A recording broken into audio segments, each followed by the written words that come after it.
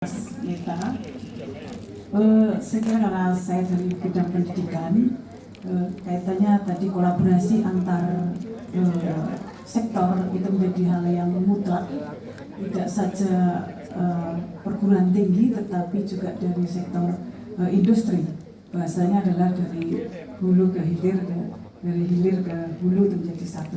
Nah, perguruan tinggi dalam hal ini kan selama ini dipahami tidak hanya sekedar untuk melatih anak didik kita dalam konteks bernalar secara teknis, tetapi yang paling penting adalah perguruan tinggi itu adalah melatih untuk anak didik kita memiliki kesadaran kritis, memiliki nalar kritis, sehingga dalam konteks disrupsi AI, maka mahasiswa tidak saja menjadi pengguna AI. Lulusan perguruan tinggi kan tidak dituntut dalam konteks hanya sekedar ia bisa menggunakan AI, tetapi dengan nalar kritis, dengan kesadaran kritis yang sudah dilatih di perguruan tinggi, maka ia akan menjadi subjek yang otonomi untuk memimpin dan arah perkembangan dari AI. Saya kira kita menyitir dari Albert Einstein mengatakan bahwa teknologi itu untuk manusia, bukan manusia yang dikendarai oleh teknologi. Matur nuwun Mas. Mantap betul kesimpulannya. Kayaknya perlu kuliah 1 semester nih. Kalau saya sih ada pidato pengukuhan guru besar Mbak Titi ini bisa di-download, kalau nggak salah bisa dilihat. Jadi bisa dibaca Bapak Ibu, tidak cukup disampaikan dalam 10 menit. Jadi saya kira itu bisa di-download, saya juga udah di-share, menarik sekali. Nah selanjutnya mungkin Mas Taufik Rasen, silakan.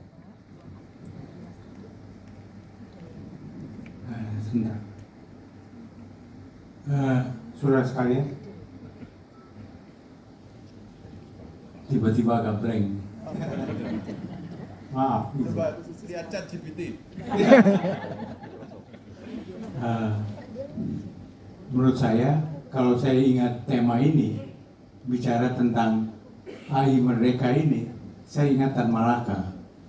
Karena dia ingin merdeka 100%.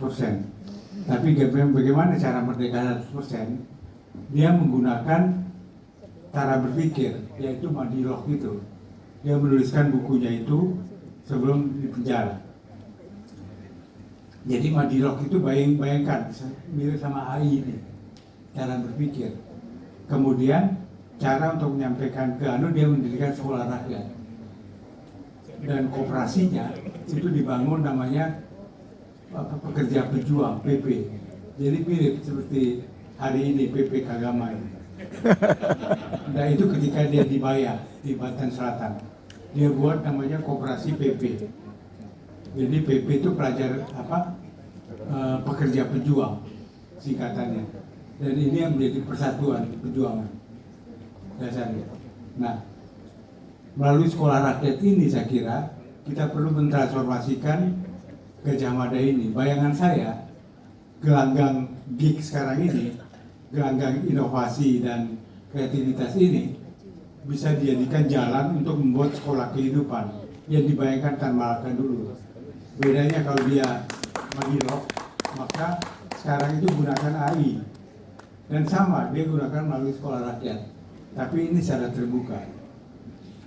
Tapi yang lain yang saya kira penting sekarang itu masalah etik ya. Apa yang bisa dipelajari pada saat itu? Yang menarik ketika penerapan dari kris sekarang ini pada masa Menko-nya si Erlangga Hartarto. Itu sama dulu dan masa Erlangga. Cocok ini. Cocok.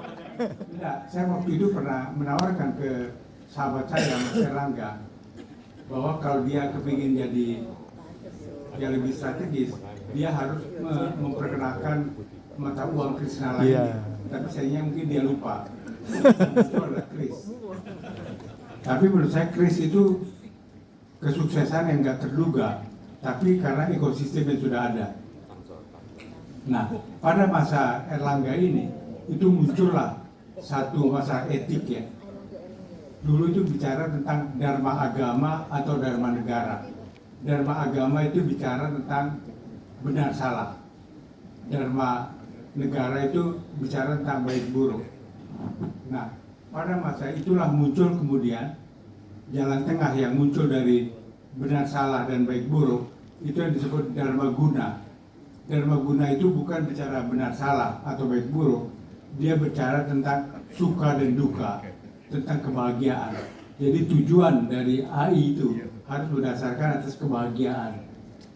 Karena itu sama dengan frase kedua dalam Indonesia Raya. lagu kebangsaan kita ya. Stanza kedua itu, stanza kedua, Indonesia bahagia itu. Nah itu ukurannya dari seluruh perdebatan nanti masalah etika dalam AI. Jadi bukan lagi berdasarkan atas jalan, karena ini pernah terjadi dan itu yang kita mau ambil sekarang dalam kuda yang kita. Oke, terima kasih Mas Taufik. Selanjutnya Mas Ajarin. Jadi menarik stansa kedua yang Indonesia Raya. Cuma tadi karena Mas Taufik Rasyid bilang masalah budaya, saya ingin sedikit menyitir riset terbaru dari Google Temasek sama BIN gitu ya. Temuannya itu menarik bahwa hampir 77% dari responden mereka yang di Indonesia, mereka meminta lebih prefer dalam berinteraksi dengan AI menggunakan bahasa lokal dan bahasa nasional, bahasa Indonesia gitu ya. Jadi demand-nya ternyata tinggi. Dari survei mereka itu, mereka melihat di Kalimantan, Jakarta, dan Riau itu paling tinggi AI interest sama demand-nya nih. Dan ketika double klik, mereka juga menemukan ternyata masyarakat Indonesia lebih prefer untuk using local languages dan bahasa Indonesia dalam berkomunikasi dengan AI. Nah, kembali ke tadi yang disampaikan oleh Mas Taufik Rasyid bahwa ketika AI yang kemudian dia bisa mempreserve local culture, diversity, kemudian beragam hal yang itu adalah resources atau sumber daya datanya Indonesia, ya saya ingin kembali ke urusan kedaulatan AI adalah memastikan bahwa siapapun, baik itu perusahaan global companies atau local companies, kalau mereka memang punya semangat untuk mempreserve kekayaan budaya, bahasa, lokalitas Indonesia, ya mereka harus melakukan investasi dengan memberikan atau menyediakan data center ataupun infrastrukturnya dengan AI yang ada di Indonesia. Karena kalau ada beberapa kutipan mengatakan data adalah new of oil, tapi menurut saya ketika data itu valid dan berada di Indonesia, kemudian klasifikasi datanya benar, digunakan untuk hal yang pas, tentu itu akan makin memperkaya posisi tawar sebagai negaranya. Tapi dengan catatan infrastrukturnya kuat. Ketika infrastrukturnya kuat, ekonominya kuat, ya harusnya Indonesia bermartabat gitu ya. Karena posisi tawarnya udah berbeda nih. Anda ketika kita bukan penemunya, tapi kemudian kita bisa memaksimalkan AI, penggiliran AI secara maksimal, itulah yang membuat kita punya benefit atas AI untuk masyarakat menjadi keadilan sosial. Terima kasih. Terima kasih Mas Ajarin. Kita beri aplaus buat Mas Ajarin. Mas Angga. Ya, terima kasih. Mungkin penutup dari saya cuman